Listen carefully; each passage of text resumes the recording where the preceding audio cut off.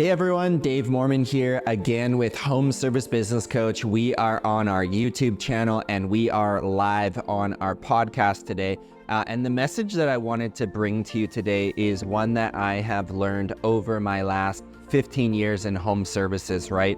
Those of you who know my story, I started up a painting business when I was doing my business degree in college. All the way back in 2009, I ran a student painting franchise and really cut my teeth on what it means to actually grow a home service business. And I got absolutely rocked in that first year, right? We did $52,000 of painting jobs in revenue, but I lost 15 pounds due to stressed out all the time, working 16-hour days, never knew about systems or really having much of a team.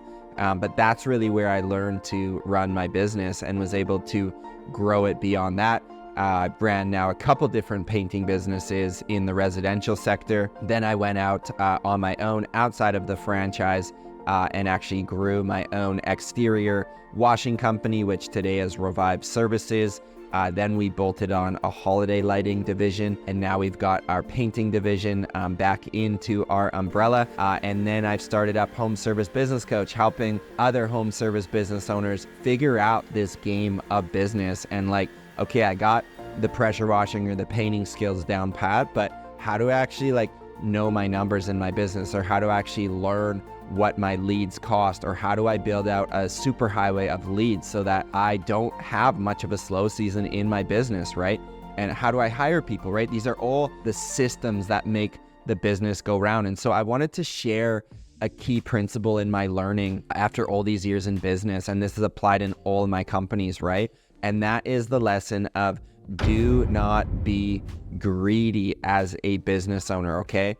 Sometimes we think we need to squeeze deals for every last dollar, right? And you see, if you watch the Shark Tank, right? My wife and I love watching that show.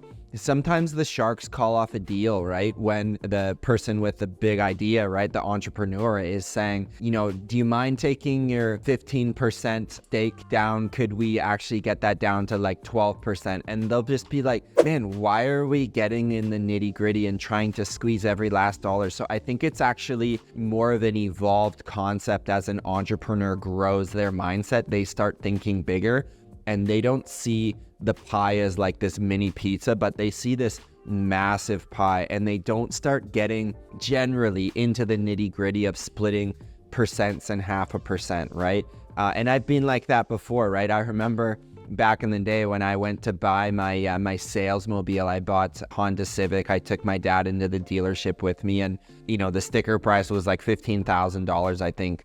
And I was like, I've got 10,500, and the guy was like, no, 14.5's our best price. And we were going back and forth all afternoon, and my dad was just like, man, this is getting embarrassing, right? And I would never do that today, right? I would probably go in, maybe ask one time for the best price, and then if I liked the car, I would do the deal. And I just think I've learned over the years to be less cheap with money, and to change your mindset and be thinking, how can we both win? Because here's the thing, if you've got a window cleaning company, let's say, and you go out and estimate a job, a big, large project, let's say that job's usually $1,200 to do someone's windows in and out. And let's say you're really vibing with the customer and you're like, I know I can get $1,600 on this. And you go $1,600 and you throw it down, right? $1,600 and you win that job. You're happy in the moment. You got a $1,600 ticket. You got $400 extra profit. You're in America. It's a capitalistic country. You can charge what the market will pay. You've done nothing illegally wrong there. However, I would argue you might not be thinking long-term enough about LTV, lifetime value. If you went in at $1,200, do you think that customer would book you time over time? They might keep booking you at $1,600, sure, but at a certain point, they're going to have friends, they're going to have colleagues that maybe another friend's getting theirs done for $800 or $900, and they're like, man, maybe I should price shop this $1,600 just to make sure. So in my experience of running a business and coaching now hundreds of CEOs to grow a successful business, to trade out your ethics for one individual price, I don't think that's the right way to build a business. And I always think you are better leaving a little bit of money on the table, leave some of the pie up for the other person at the other side of the table, because I'm thinking long term, right? I'll tell you another example. A realtor who's a buddy of mine, right?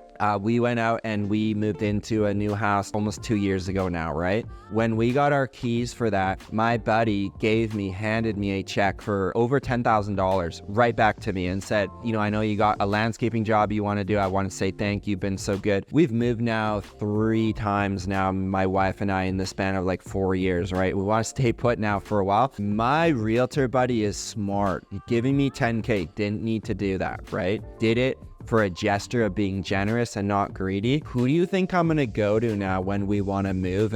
I'll probably move again 2 to 7 more times in my life, right? And I'm gonna use my same guy because he's not just a friend, but that goodwill gesture has brought me in. My friend's smart. He's thinking, how can I get people for their entire life that buy and sell houses, right? So I would very much encourage you to be thinking longer term here. And I'll tell you a couple more examples because I think that illustrates the point. With your staff, same thing. If you're greedy, looking at the average job market, let's say a pressure washing technician makes $22 an hour, for you to say, I think I could get someone for 21 or 20 and save a little bit. I'm going the other way. I'm saying, how could I pay a pressure washing tech if industry average is 22? How could I pay a tech 24, 25? I love paying 10, 15% above the industry average because I think you get the best people possible in your company. So if you shift your mindset, change your price book, first of all, so you can afford to pay people quality wage. And that starts with you believing in what you offer. Do you not think someone making 25 an hour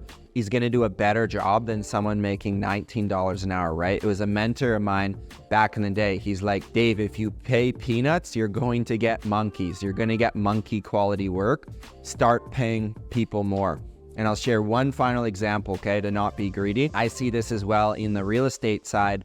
I like doing property investment, right? My strategy, again, research the market. Let's say a freestanding house where I am, the market commands $3,500 per month, let's say for a freestanding house. I'm gonna list my ad for my house at probably $3,250, $3,200, $3,150, somewhere around there. I'm gonna bring it down because I don't want to squeeze that last dollar from my tenant that I get. Rather than having 10 people apply for my home, I want to have 60 people apply because I want to get the best possible tenant. And I think if you give people a little bit of a lower price, yeah, I'm foregoing, on that example, probably $4,000 of rent per year. And you say, Dave, over 10 years, you left $40,000 on the table. How I'm thinking, I'm actually going to get someone paying down my mortgage for 10 years, which is going to result in multiple hundreds of thousands of dollars of savings. Not to mention, do you think that house in 10 years will be worth more than it is today? Not to mention, what is Dave's time worth? And if I can go to that property less and have the tenants deal with things, it's going to be run better. Smart entrepreneur, I believe, thinks long term and doesn't think in dollars of today, and you have to squeeze everyone for every deal. So I'm encouraging you on today's training, find ways in your business, like not this month or this week, like today, to be generous. Go out of your way. Give your key team member $1 or $2 raise. Give them a gift card. Plan out a staff social event where you get to drop $1,000 and take your best people to a steakhouse. We took our team to a comedy club, out for dinner. Like, these are the things that are gonna make your people actually want to stick around. When the owner, you, stop holding the dollars so tightly and start saying, how can we all win in this thing together?